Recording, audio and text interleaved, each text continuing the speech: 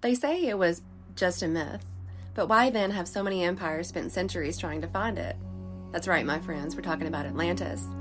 It wasn't just a city, it was a blueprint for divine potential, and the world's most powerful empires have been chasing its bones ever since. The first written account of Atlantis comes from the Greek philosopher Plato around 360 BCE. He described it as a powerful island civilization beyond the Pillars of Hercules, a place of advanced knowledge, naval power, and spiritual science, until it sank in a single day and night of catastrophe. Plato said it happened 9,000 years before his time, but most dismiss it as just an allegory, a warning against pride, they claimed. But what if it wasn't a myth at all? Cultures all across the world tell similar stories. A great flood, a sunken land, survivors spreading sacred knowledge. The Mayans speak of star beings in a previous world age. Egyptian priesthoods told that Atlantis was real. Even the Hopi, Sumerians, and Vedic texts speak of destroyed golden ages long before recorded history. The names change, but the story doesn't.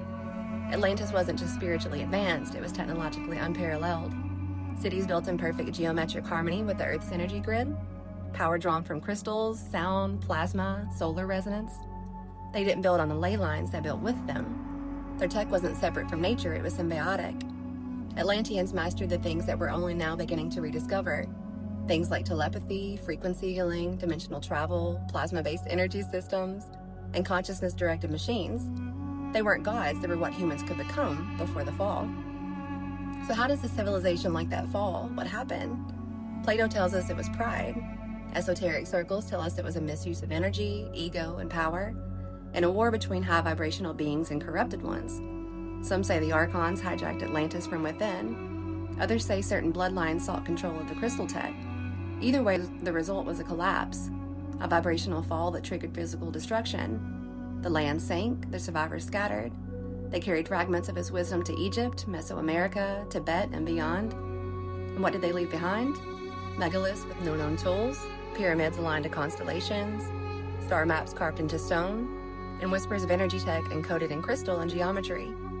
Over time, that knowledge was hidden, passed in secret, guarded by orders like the Templars, Rosicrucians, Freemasons, and mystery schools. These weren't just spiritual groups, they were knowledge keepers, trying to preserve what little remained of Atlantean tech, geometry, and soul science. The Knights Templar were known as warrior monks, but under the surface, they were Gnostic initiates, sacred geometry adepts, and guardians of ancient knowledge. They weren't just defending pilgrims, they were rediscovering forbidden relics, from beneath Solomon's temple, ancient ruins, and buried scrolls. They weren't chasing gold, they were chasing Atlantean codes.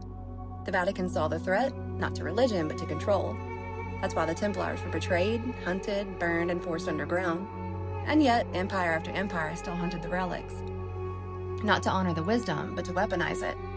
From the Nazis to the Vatican, from ancient Rome to modern deep-sea researchers, the search for Atlantis never really stopped. Nazi expeditions were sent to Tibet, Egypt, South America, looking for remnants of lost Atlantean tech. The Vatican archives guard over 50 miles of forbidden history, including Templar records and ancient texts that detail pre-flood civilizations. Bimini Road, giant undersea structures that mainstream archaeology refuses to explain. These aren't conspiracy theories, they're official expeditions, just swept under the rug because if Atlantis was real, the whole timeline of humanity cracks. They weren't just hunting ruins, they were hunting power sources, Stargate tech, crystal amplifiers, DNA activation tools, and the knowledge of how frequency shapes matter.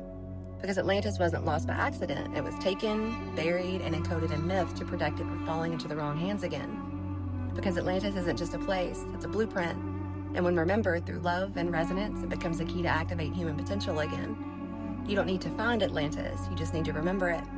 It lives in your bones, in your dreams, in your obsession with the pyramids and cosmos.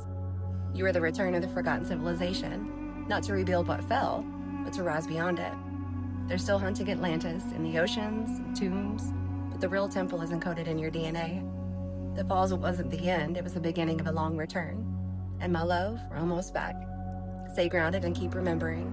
Sending love, gratitude, and as always, may souls be with you.